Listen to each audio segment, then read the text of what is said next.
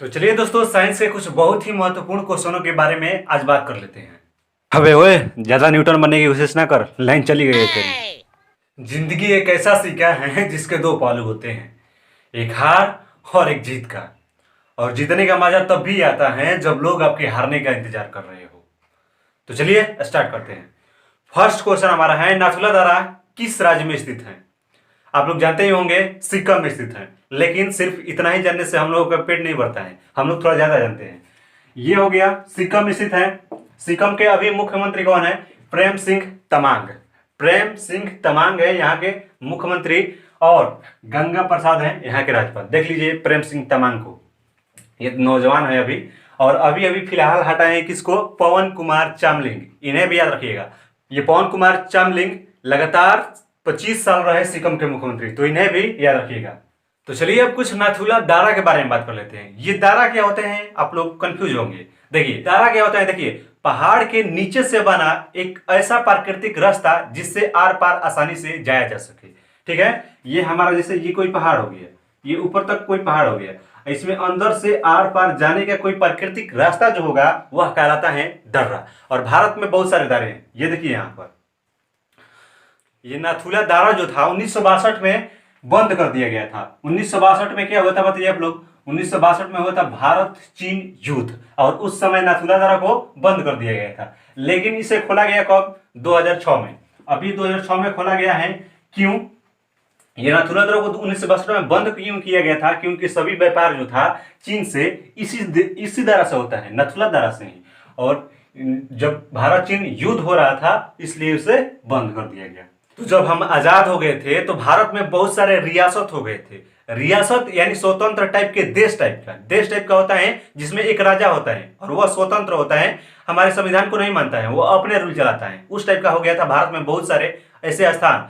और सरदार वल्लभ भाई पटेल जो थे वह जिम्मा उठाया था इन सभी को एक में मिलाने के, भारत में मिलाने का, भारत का एकीकरण करने का जिम्मा उठाया था सरदार वल्लभ भाई पटेल। क्वेश्चन आता है भारत का एकीकरण किसने किया था? तो सरदार वल्लभ भाई पटेल। इन्होंने जिम्मा उठाया था सभी रियासत को एकीकरण यानी भारत में मिलाने के। अगर ये नहीं होते तो भारत में बहुत सारे देश हो जाता, लगभग बहुत सारा देश हो जाता। यानी असम कोई और देश होता, तमिलनाडु कोई और देश होता। इसीलिए वल्लभ भाई पटेल जो थे सबको आपस में यानी भारत में मिलाने का काम किया। और यही जो दिन है 6 अप्रैल 1975, उस समय भाई पटेल और बहुत सारे सैनिक जो थे ट्रक में यहाँ पर आए सिक्किम में, और यहाँ पर राजा राज करता था। तो ये राजा जो था सिक्किम का अपने महल के चारों तरफ बहुत सारे गार्डों को तैनात किया था। लगभग 250 गार्ड थे वहां। सभी गार्डों पर भारतीय सैनिक हमने कब्जा कर लिया, और सरदार वल्लभ भाई पटेल उस राजा के पास गए और बोले यहाँ पर हस्ताक्षर कीजिए या ऊपर जाइए। और उन्होंने बोला कि ये दस्तावेज हैं, आप इस पर साइन कर दीजिए और भारत में मिल जाएगी,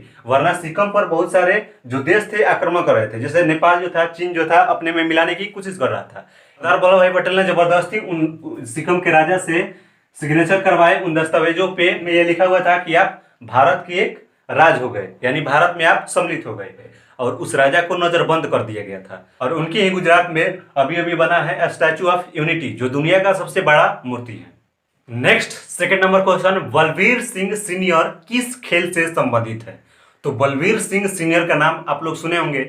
बलबीर सिंह सीनियर जो थे वह हॉकी के बहुत ही अच्छे खिलाड़ी थे। ध्यानचंद के बाद इनका ही नाम आता है बलबीर सिंह सीनियर का।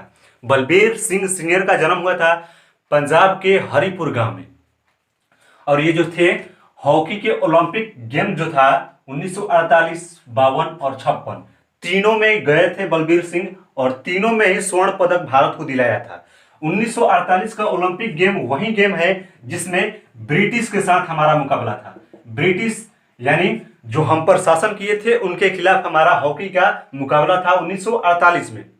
इससे पहले जब हम लोग स्वतंत्र नहीं हुए थे, इससे पहले हम लोग वो खेलने भी नहीं देते थे अपने साथ, क्योंकि वो बोलते थे कि ये हमारे उपनिवेश है। लेकिन 12 अगस्त 1948 में ब्रिटिश के साथ हमारा हॉकी का मुकाबला हुआ। इसमें भारतीय हॉकी प्लेयर ने ब्रिटिश को बहुत ही बुरी तरह से हराया, लगभग 4-0 से। 4 गोल हमारा था, उनका 0 था। बहुत ही बुरी तरह से हराया ब्रिटिश को। हम लोग पर जो शासन किए थे उनका मजा उन्होंने चखाया, और इनमें सबसे बड़ा योगदान था बलबीर सिंह का। बलबीर सिंह ने इसमें 4 में से 2 गोल किए थे बलबीर सिंह ने ही। 4 जीरो से हराया था ब्रिटिश को। उसके बाद 1952, 1956 में इन तीनों में स्वर्ण पदक दिलाया था बलबीर सिंह ने। बलबीर सिंह की अभी अभी मौत हुई 25 मई 2020 को। उनके फेफड़े में कुछ प्रॉब्लम था, कोरोना वायरस से नहीं संक्रमित थे, लेकिन फेफड़े में उनका बहुत पहले से ही प्रॉब्लम था, इसीलिए बलबीर सिंह का मृत्यु हो गया 25 मई 2020 को अभी अभी। आप में से कुछ लोग इनके बारे में जानते भी नहीं होंगे, क्योंकि ऐसे ऐसे महापुरुषों को सभी लोग याद नहीं करते। नेक्स्ट, थर्ड नंबर क्वेश्चन, चुनाव के स्याही के रूप में किसका इस्तेमाल किया जाता है? तो आप लोग चुनाव में वोट देने तो गए ही होंगे, और उसमें लगाया जाता है नाखून पर एक स्याही। ये नाखून पर कम और थोड़ा सा ये सेल्स जो होता है उस पर लगा दिया जाता है। क्यों? चलिए आगे जानते हैं। यह बनाता कौन है? MVPL, दक्षिण भारत की एक कंपनी है MVPL, जिसका फुल फॉर्म होता है Mysore paint and varnish. Mysore paint and varnish company है MVPL, इसका शॉर्ट कोड फॉर्म है। कंपनी है, इसकी स्थापना हो गई थी लगभग 1937 में ही। इसकी स्थापना 1937 में ही हो गई थी, लेकिन ये स्टार्ट कब हुआ था? 1962 में लगभग ये चुनाव के लिए स्याही देने लगा था, 1962 में। इसे इलेक्शन इंक या एंडीवल इंक भी बोलते हैं। इसमें तो बहुत सारे चीजों बनते हैं, बहुत सारे पेंट्स बनते हैं, लेकिन ये प्रसिद्ध है इलेक्शन इंक के लिए ही। इलेक्शन इंक या एंडीवल इंक भी बोला जाता है इसको।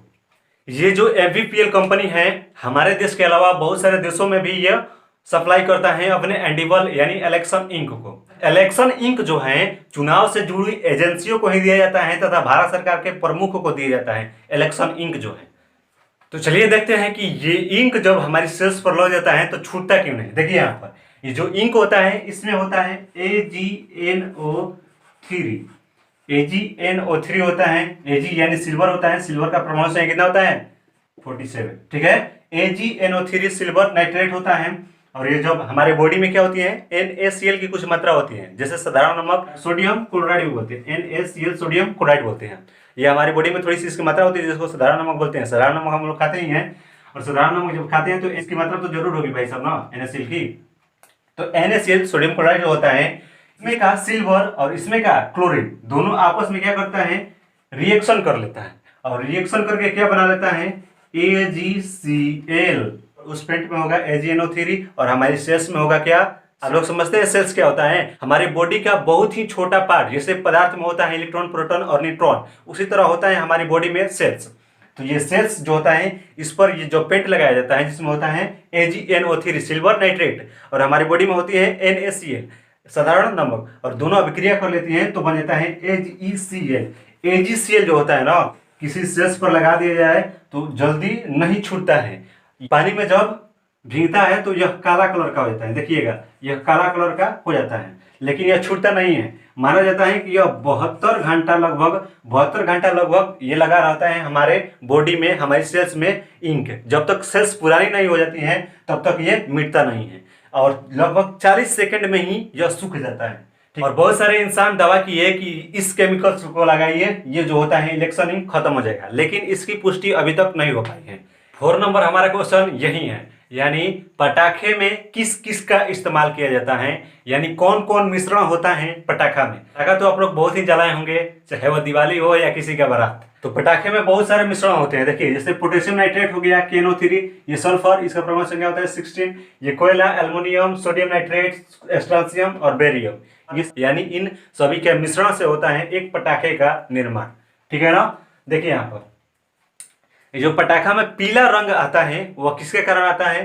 तो ये देखिए इन भाई साहब के कारण। सोडियम नाइट्रेट जो है, ये साहब जो है पटाखे में मिलते हैं तो उनको पीला कलर के बना देते हैं। पीला कलर किसी भी पटाखे में आया होगा तो आप लोग समझिएगा कि उसमें मिला है ये सोडियम नाइट्रेट। ये अगर किसी पटाखे का रंग कलर जो होगा हरा होगा तो आप लोग क्या जानिएगा कि उसमें क्या मिला हुआ है, Be, यानी किसका होता है बताइए, ब्रेलियम। इसका परमाणु संख्या कितना होता है, 4। SR यानी एस्ट्रांसियम। अगर किसी पटाखे में एस्ट्रांसियम मिला हो तो उसका कलर जो होगा लाल हो जाएगा। एस्ट्रांसियम का परमाणु संख्या बताइए 38 ना। बरेलियम लियम आ रहा है ना, र आ रहा है ना, तो इससे कनेक्ट कर दीजिएगा। कैसे भी कनेक्ट करके हमें याद करना है। ब्रेलियम यानी हरा। एग्जाम में क्वेश्चन आता है ब्रेलियम का नाम पटाखा जो होता है हरा, एस्ट्रांसियम का नाम लाल दिखाई देता है। शादी हो या दिवाली हो, इसमें पटाखे का कम यूज करना है, क्योंकि ये जो सल्फर होता है ना बहुत ही खतरनाक होता है। ये वायु में मिल जाता है तो बहुत ही खतरनाक होता है हमारे सांस लेने में। ठीक है, नेक्स्ट हमारा 5 नंबर क्वेश्चन कि विटामिन डी का रासायनिक नाम या वैज्ञानिक नाम क्या होता है। तो विटामिन डी का रासायनिक या वैज्ञानिक नाम होता है कैल्सीफेरॉल, कैल्सीफेरॉल। और ये जो विटामिन डी होता है बहुत ही हमारे लिए जरूरी होता है। अगर विटामिन डी की हमारी बॉडी में कमी हो जाएगी तो हमें हड्डियों से बहुत प्रॉब्लम होती है, जैसे उठने में प्रॉब्लम होगी, बैठने में प्रॉब्लम होगी, अनेक तरह की हड्डियों की बीमारी उत्पन्न होने लगती है विटामिन डी के कमी के कारण। अब ये विटामिन ले तो कहाँ से लें, तो अगर सुबह के धूप में आप लोग खड़े होंगे तो धूप में मिलता है विटामिन डी, और उसके बाद अंडा, दूध, दही हो गया, इसमें भी मिलता है विटामिन डी यानी कैल्सीफेरॉल। और ये विटामिन डी जो है ज्यादा ले रहे हैं आप तो किडनी, हृदय और ब्लड वेसल्स जो होती हैं, धमनी और सीरा, इनमें पथरी उत्पन्न होने लगेगा। पथरी का रासायनिक नाम भी होता है या पथरी को बोलते हैं कैल्शियम ऑक्जेलेट, यानी कैल्शियम के कारण ये बनता है पथरी। किसी भी चीज को ज्यादा मात्रा में नहीं लेना है, किसी भी विटामिन को नहीं ज्यादा मात्रा में और नहीं कम मात्रा में, बैलेंस करके चलना है जिंदगी में और शरीर में। ठीक है, ये विटामिन शब्द जो है 1885 में दिया था एजिक मैन नाम के एक डच वैज्ञानिक ने। डच वैज्ञानिक थे एजिक मैन, और उन्होंने 1885 में दिया था विटामिन नाम। लेकिन 1885 में एक और चीज हुआ था, आप लोग याद है, 28 दिसंबर 1885 का हुआ था भारतीय राष्ट्रीय कांग्रेस की स्थापना, जिसको कौन किया था, ए ओ हुम ने। और एक एग्जाम में आ गया था कि ए ओ का पूरा नाम क्या है, ए ओ का। तो ए से हो जाता है एलन और ओ से हो जाता है ऑक्टोवियन, एलन ऑक्टोवियन हुम। एलन ऑक्टोवियन हुम था इनका पूरा नाम। इन्होंने किया था 1885, 28 दिसंबर 1885 में भारतीय राष्ट्रीय संघ से भारतीय राष्ट्रीय कांग्रेस नाम बदलकर किया था चेंज, यानी बोला जाता है कि ए ओ हुम जो थे भारतीय राष्ट्रीय कांग्रेस की स्थापना किया था। और विटामिन डी की कमी से हो जाता है कौन सा रोग, रिकेट्स। विटामिन डी की कमी से बच्चों में जो होता है, बच्चों में हो जाता है रिकेट्स नाम का रोग। और यही रिकेट्स जो होता है बड़ों में होता है, वयस्क में होता है, तो उसको बोलते हैं ऑक्सीमलेशिया। ऑक्सीमलेशिया याद रखिएगा, ऑक्सीमलेशिया। ठीक है ना, बच्चों में हड्डियों से प्रॉब्लम होगी, हड्डियां कमजोर होने लगती हैं, पतली होने लगती हैं, जैसे इन सबको देखिए, यानी बच्चों की हड्डियां जब कमजोर होती हैं तो उसे रिकेट्स बोला जाएगा, और जब वयस्कों में यह कमजोरी होगी हड्डियों में तो उसे बोला जाएगा ऑस्टिमलेशिया। कुछ दिनों में ही आने वाला है इंडियन आर्मी पर एक डॉक्यूमेंट्री, उसे देखना मत भूलिएगा। उसमें एक जबरदस्त डायलॉग है, ये जिंदगी बॉर्डर पर खड़े एक सैनिक को इतना कुछ सिखा देती है जितना एक इंसान एक विश्वविद्यालय में नहीं सीख पाता।